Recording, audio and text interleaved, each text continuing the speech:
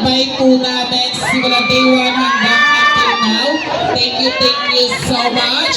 Thumbs up lang, DJ, pag okay na ang music. Wala pa!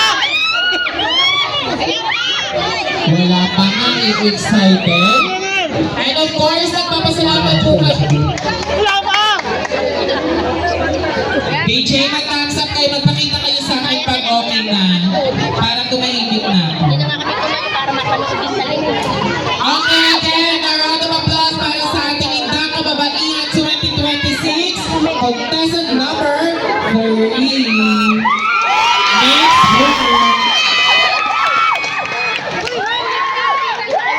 DJ Music.